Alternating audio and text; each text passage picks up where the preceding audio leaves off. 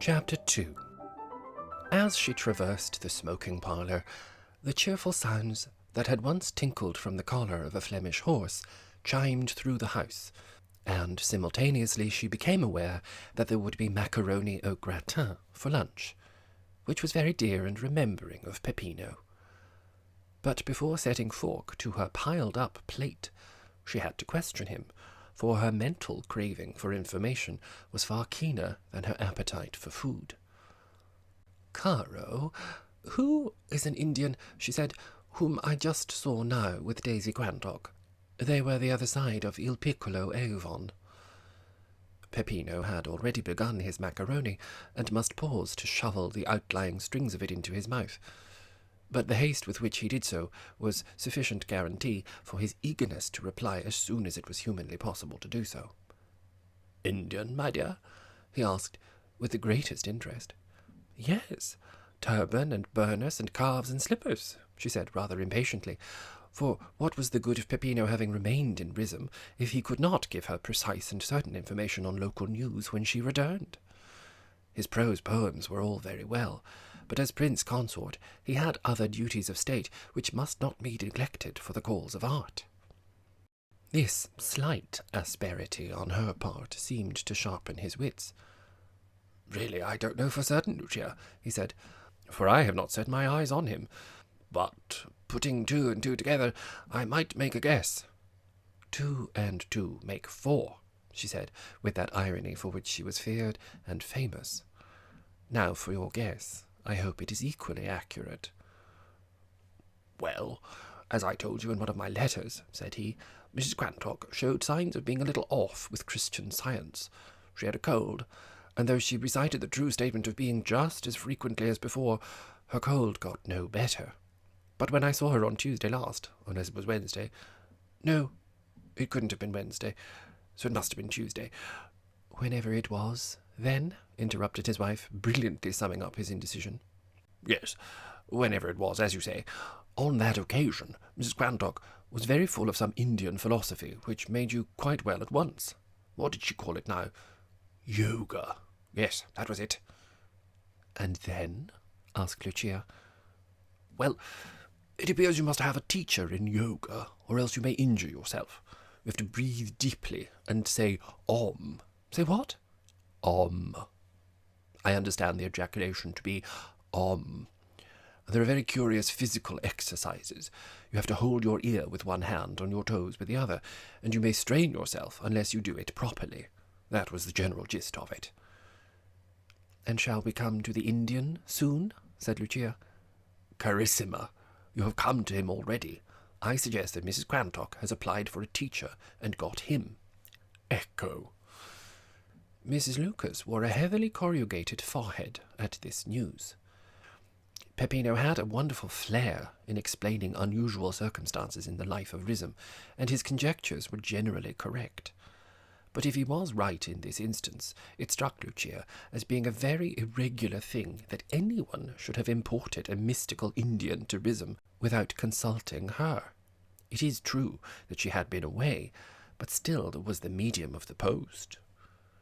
"Ecco, indeed," she said. "It puts me in a rather difficult position, for I must send out my invitations to my garden party today, and I really don't know whether I ought to be officially aware of this man's existence or not. I can't write to Daisy Grandock and say, 'Pray bring your black friend Om,' or whatever his name proves to be. And on the other hand, if he is the sort of person whom one would be sorry to miss, I should not like to have passed over him." "After all, my dear, you have only been back in Rhythm half an hour," said her husband. "It would have been difficult for Mrs. Grandock to have told you yet." Her face cleared. "Perhaps Daisy has written to me about him," she said. "I may find a full account of it all when I open my letters." "Depend upon it, you will. She would hardly have been so wanting in proper feeling as not to have told you. I think, too, that her visitor must only have just arrived, or I should have been sure to have seen him about somewhere." She rose. "Well, we will see," she said. "Now I shall be very busy all afternoon, but by tea-time I shall be ready to see anyone who calls. Give me my letters, Caro, and I will find out if Daisy has written to me." She turned them over as she went to her room, and there among them was a bulky envelope addressed in Mrs. Quantock's great sprawling hand, which looked at first so large and legible, but on closer examination turned out to be so baffling. You had to hold it at some distance off to make anything out of it, and to look at it in an abstracted general manner, much as you would look at a view. Treated thus, scattered words began to leap into being, and when you got a sufficiency of these little glimpses of the country seen by flashes of lightning, you could hope to get a collective idea of it all. The procedure led to the most promising results as Mrs. Lucas sat with the sheets at arm's length, occasionally altering the range to try the effect of a different focus. Benares blinked at her, also Brahmin, also highest caste, extraordinary sanctity, and Guru. And when the meaning of this latter was ascertained from the article on yoga in her encyclopedia, she progressed very swiftly towards a complete comprehension of the letter. When fully pieced together, it was certainly enough to rivet her whole attention, and make her leave unopened the rest of her correspondence, for such a prelude to adventure had seldom sounded in Rhythm. It appeared, even as her husband had told her at lunch, that Mrs. Quantock found her cold too obstinate for all the precepts of Mrs. Eddy. The true statement of being, however often repeated, only seemed to inflame it further, and one day, when confined to the house, she had taken a book quite at random from the shelves in her library, under, she supposed, the influence of some interior compulsion. This, then, was clearly a leading. Mrs. Lucas paused a moment as she pieced together these first sentences. She seemed to remember that Mrs. Quantock had experienced a similar leading when first she took up Christian Science. It was a leading from the sight of a new church off Sloane Street that day. Mrs. Quantock had entered, she scarcely knew why, and had found herself in a testimony meeting, where witness after witness declared the miraculous healings they had experienced. One had had a cough, another cancer, another a fractured bone, but all had been cured by the blessed truths conveyed in the Gospel according to Mrs. Eddy. However, her memories on this subject were not to the point now. She burned to arrive at the story of the new leading. Well, the book that Mrs. Quantock had taken down in obedience to the last leading proved to be a little handbook of Oriental philosophies, and it opened, all of its own accord, at a chapter called Yoga. Instantly she perceived, as by the unclosing of an inward eye, that yoga was what she wanted, and she instantly wrote to the address from which this book was issued, asking for any guidance on the subject. She had read in Oriental philosophies that, for the successful practice of yoga, it was necessary to have a teacher, and did they know of any teacher who could give her instruction? A wonderful answer came to that, for 2 days afterwards her maid came to her and said that an Indian gentleman would like to see her. He was ushered in, and with a profound obeisance said, "Beloved lady, I am the teacher you asked for. I am your guru. Peace be to this house. Om." Mrs. Lucas had by this time got her view of Mrs. Quantock's letter into perfect focus, and she read on without missing a word. "Is it not wonderful, dearest Lucia," it ran, "that my desire for light should have been so instantly answered, and yet my guru tells me that it always happens so. I was sent to him, and he was sent to me, just like that. He had been expecting some call when my letter asking for guidance came, and he started at once because he knew he was sent. Fancy! I don't even know his name, and his religion forbids him to tell it me. He is just my guru, my guide, and he is going to be with me as long as he knows I need him to show me the true path. He has the spare bedroom and the little room adjoining, where he meditates and does postures and pranayama, which is breathing. If you persevere in them under instruction, you have perfect health and youth, and my cold is gone already. He is a Brahmin of the very highest class. Indeed, caste means nothing to him any longer, just as a baronet and an honourable must seem about the same thing to the king. He comes from Benares, where he used to meditate all day by the Ganges, and I can see for myself that he is a person of the most extraordinary sanctity. But he can meditate just as well in my little room, for he says he was never in any house that had such a wonderful atmosphere. He has no money at all, which is so beautiful of him, and he looked so pained and disappointed when I asked him if I might not give him some. He doesn't even know how he got here from London. He doesn't think he came by train, so perhaps he has wafted here in some astral manner. He looked so bewildered, too, when I said the word money, and evidently he had to think what it was, because it is so long since it has meant anything to him. So if he wants anything, I have told him to go into any shop and ask that it shall be put down to me. He has often been without food or sleep for days together when he is meditating. Just think. Shall I bring him to see you, or will you come here? He wants to meet you, because he feels you have a beautiful soul and may help him in that way, as well as his helping you. I'm helping him too, he says, which seems more wonderful than I can believe. Send me a line as soon as you get back. Tante salute, your own Daisy. The voluminous sheets had taken long in reading, and Mrs. Lucas folded them up slowly and thoughtfully. She felt that she had to make a swift decision that called into play all her mental powers. On the one hand, it was up to her to return a frigid reply, conveying, without making any bones about the matter, that she had no interest in nameless gurus who might or might not be Brahmins from Benares, and presented themselves at Daisy's doors in a penniless condition without clear knowledge whether they had come by train or not. In favour of such prudent measures was the truly Athenian character of Daisy's mind, for she was always inquiring into some new thing, which was the secret of life when first discovered, and got speedily relegated to the dust heap. But against such a course was the undoubted fact that Daisy did occasionally get hold of somebody who subsequently proved to be of interest, and Lucia would never forget to her dying day the advent in Rhythm of a little Welsh attorney in whom Daisy had discovered a wonderful mentality. Lucia had refused to extend her queenly hospitality to him, or to recognize his existence in any way during the fortnight when he stayed with Daisy, and she was naturally very much annoyed to find him in a prominent position in the government not many years later.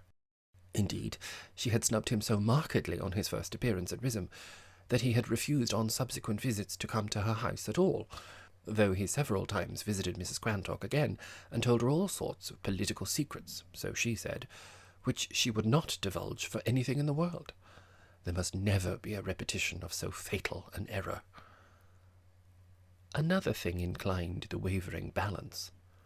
She distinctly wanted some fresh element at her court, that should make Rhythm know that she was in residence again.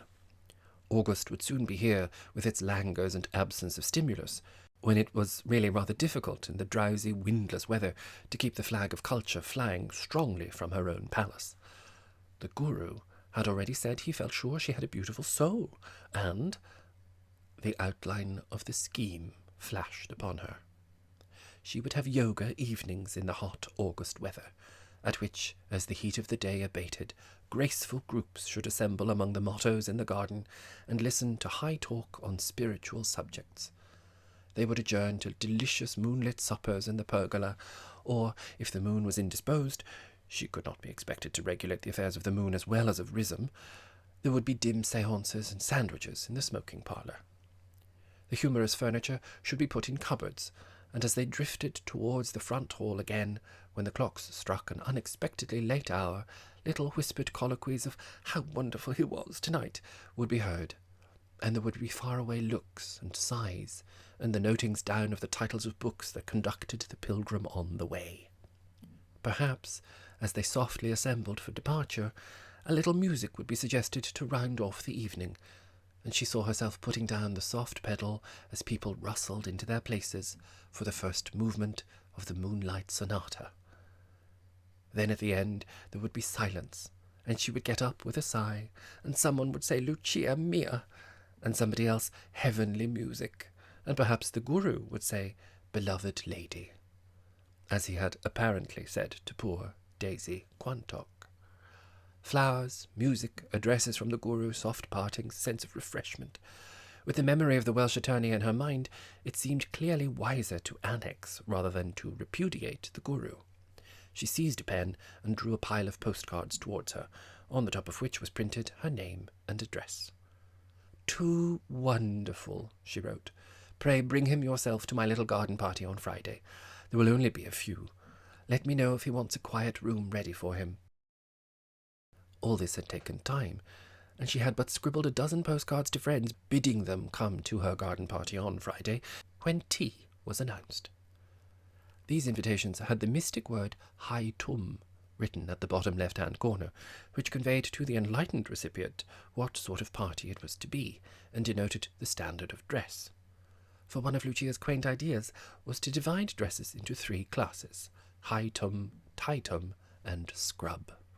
High Tum was your very best dress, the smartest and newest of all, and when High Tum was written on a card of invitation, it implied that the party was a very resplendent one. Tie Tum similarly indicated a moderately smart party. Scrub carried its own significance on the surface. These terms applied to men's dress as well, and as regards evening parties, a dinner party High Tum would indicate a white tie and a tailcoat, a dinner party Tie Tum a black tie and a short coat, and a dinner Scrub would mean morning clothes. With tea was announced also the advent of Georgie Pilson, who was her gentleman-in-waiting when she was at home, and her watchdog when she was not. In order to save subsequent disappointment, it may be at once stated that there never has been, was, or ever would be the slightest approach to flirtation between them. Neither of them, she with her 40 respectable years, and he with his blameless 45 years, had ever flirted with anybody at all. But it was one of the polite and pleasant fictions of Rhythm that Georgie was passionately attached to her, and that it was for her sake that he had settled in Rhythm now some 7 years ago, and that for her sake he remained still unmarried. She never, to do her justice, had affirmed anything of the sort, but it is a fact that sometimes when Georgie's name came up in conversation, her eyes wore that far-away look that only the masterpieces of art could otherwise call up, and she would sigh and murmur, "Dear Georgie," and change the subject, with the tact that characterized her. In fact, their mutual relations were among the most beautiful things of Rhythm, and hardly less beautiful was Peppino's attitude towards it all. That large-hearted man trusted them both, and his trust was perfectly justified.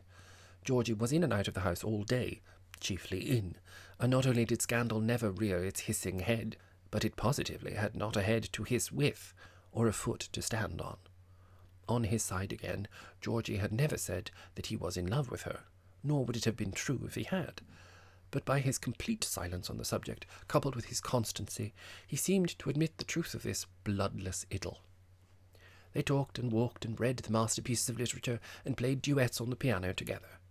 Sometimes, for he was the more brilliant performer, though, as he said, terribly lazy about practising, for which she scolded him, he would gently slap the back of her hand, if she played a wrong note, and say, "Naughty." And she would reply in baby language, "Me very sorry. Ooh, naughty to hurt Lucia." That was the utmost extent of their carnal familiarities, and with bright eyes fixed on the music, they would break into peals of girlish laughter until the beauty of the music sobered them again. Georgie, he was Georgie or Mr. Georgie, never Pilson to the rest of Rhythm, was not an obtrusively masculine sort of person. Such masculinity as he was possessed of was boyish rather than adult, and the most important ingredients in his nature were womanish. He had, in common with the rest of Rhythm, strong artistic tastes, and in addition to playing the piano, made charming little watercolour sketches, many of which he framed at his own expense, and gave to friends, with slightly sentimental titles, nearly printed in gilt letters on the mount. Golden Autumn Woodland, Bleak December, Yellow Daffodils, Roses of Summer, were perhaps his most notable series, and these he had given to Lucia on the occasion of 4 successive birthdays. He did portraits as well in pastel. These were of 2 types, elderly ladies in lace caps with a row of pearls, and boys in cricket shirts with their sleeves rolled up. He was not very good at eyes, so his sitters always were looking down, but he was excellent at smiles, and the old ladies smiled patiently and sweetly, and the boys gaily. But his finest accomplishment was needlework, and his house was full of the creations of his needle, wool-work curtains, petit point chair seats, and silk embroideries framed and glazed. Next to Lucia, he was the hardest-worked inhabitant of Rhythm, but not being so strong as the Queen, he had often to go away for little rests by the seaside. Travelling by train fussed him a good deal, for he might not be able to get a corner seat, or somebody with a pipe or a baby might get into his carriage, or the porter might be rough with his luggage, so he always went in his car to some neighbouring watering place where they knew him. Dicky, his handsome young chauffeur, drove him, and by Dicky's side sat Foljam, his very pretty parlour-maid, who valeted him. If Dicky took the wrong turn, his master called "Naughty boy" through the tube, and Foljam smiled respectfully. For the month of August, his two plain, strapping sisters, Hermione and Ursula, alas, always came to stay with him. They liked pigs and dogs and otter hunting and mutton chops, and were rather a discordant element in Rhythm. But Georgie had a kind heart, and never even debated whether he should ask Hermie and Ursie or not, though he had to do a good deal of tidying up after they had gone. There was always a playful touch between the meetings of those two, whenever either of them had been away from Rhythm, that very prettily concealed the depth of Georgie's supposed devotion, and when she came out into the garden where her cavalier and her husband were waiting for their tea under the pergola, Georgie jumped up very nimbly and took a few chassering steps towards her, with both hands outstretched in welcome. She caught at his humour, made him a curtsy, and next moment they were treading a little improvised minuet together, with hands held high and pointed toes. Georgie had very small feet, and it was a really elegant toe that he pointed, encased in cloth-topped boots. He had on a suit of fresh white flannels, and over his shoulders, for fear of the evening air being chilly after this hot day, he had a little cape of military cut, like those in which young ladies at music halls enact the part of colonels. He had a straw hat on, with a blue ribbon, a pink shirt, and a red tie, rather loose and billowy. His face was pink and round, with blue eyes, a short nose, and very red lips. An almost complete absence of eyebrow was made up for by a firm little brown moustache, clipped very short, and brushed upwards at its extremities. Contrary to expectation, he was quite tall, and fitted very neatly into his clothes. The dance came to an end with a low curtsy on Lucia's part, an obeisance hat in hand from Georgie, this exposure showing a crop of hair grown on one side of his head and brushed smoothly over the top until it joined the hair on the other side, and a clapping of the hands from Peppino. "Bravo, bravo!" he cried from the tea-table. "Capital!" Mrs. Lucas blew him a kiss in acknowledgment of this compliment, and smiled on her partner. "Amico," she said, "it is nice to see you again. How goes it?" "Va bene," said Georgie, to show he could talk Italian too. "Va very bene, now that you've come back." "Grazie. Now tell us all the news. We'll have a good gossip." Georgie's face beamed with a solemn gladness at the word, like a drunkard's when brandy is mentioned. "Where shall we begin?" he said. "Such a lot to tell you.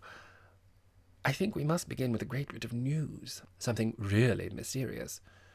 Lucia smiled inwardly. She felt that she knew for dead certain what the mysterious news was, and also that she knew far more about it than Georgie. This superiority she completely concealed. Nobody could have guessed it. "Presto, presto," she said, "you excite me." "Yesterday morning I was in Rush's," said Georgie, "seeing about some creme de menthe, which ought to have been sent the day before. Rush is very negligent sometimes. And I was just saying a sharp word about it, when suddenly I saw that Rush was not attending at all, but was looking at something behind my back, and so I looked round. "Guess." "Don't be tantalizing, amico," said she. "How can I guess? A pink elephant with blue spots?" "No, guess again." "A red Indian in full war paint?" "Certainly not." "Guess again," said Georgie, with a little sigh of relief. It would have been awful if she had guessed. At this moment Peppino suddenly became aware that Lucia had guessed and was up to some game. "Give me your hand, Georgie," she said, "and look at me. I'm going to read your thoughts. Think of what you saw when you turned round." She took his hand and pressed it to her forehead, closing her eyes. "But I do seem to see an Indian," she said. "Ah, not red Indian, other Indian. And he has slippers on, and brown stockings. No, not brown stockings. It's legs.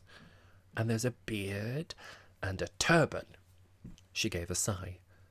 "That's all I can see," she said. "My dear, you're marvellous," said he. "You're quite right." A slight bubbling sound came from Peppino, and Georgie began to suspect. "I believe you've seen him," he said. "How tiresome you are." When they had all laughed a great deal, and Georgie had been assured that Lucia really, word of honour, had no idea what happened next, the narrative was resumed.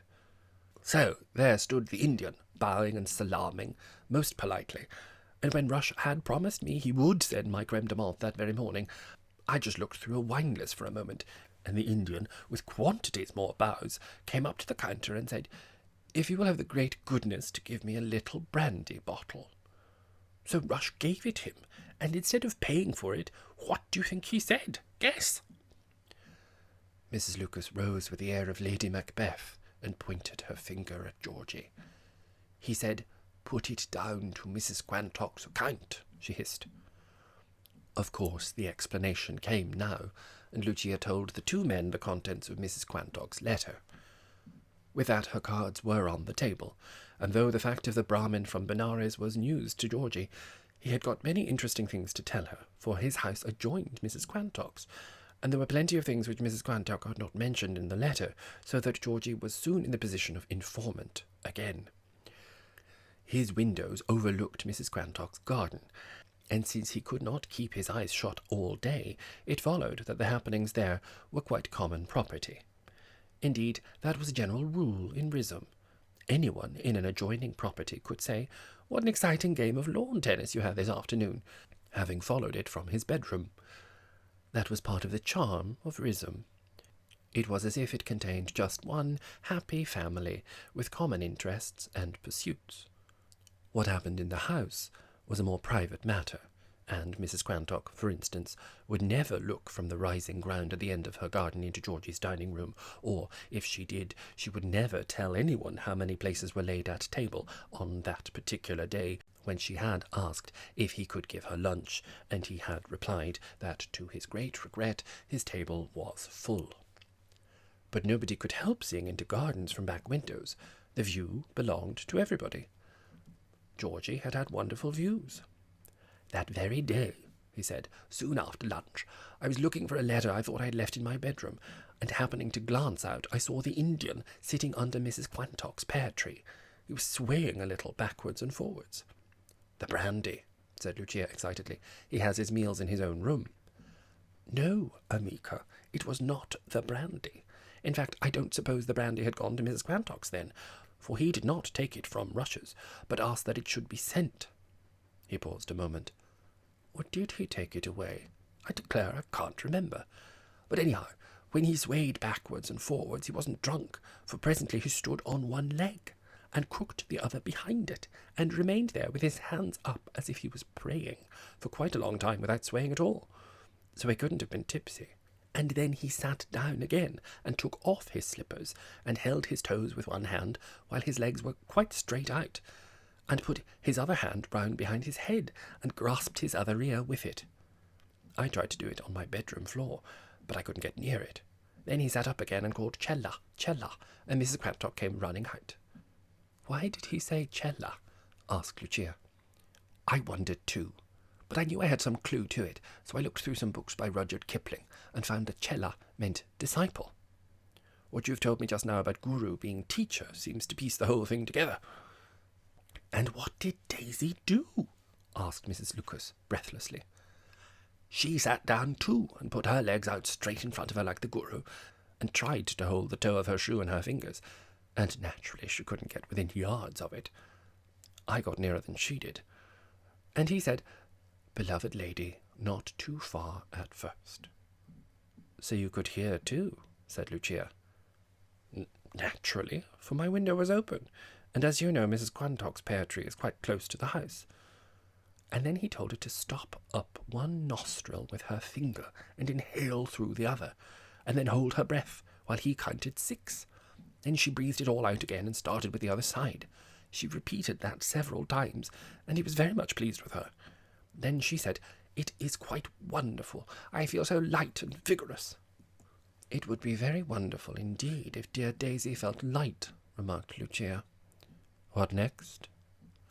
"Then they sat and swayed backwards and forwards again, and muttered something that sounded like pom." "That would be And then?" I couldn't wait any longer, for I had some letters to write. She smiled at him.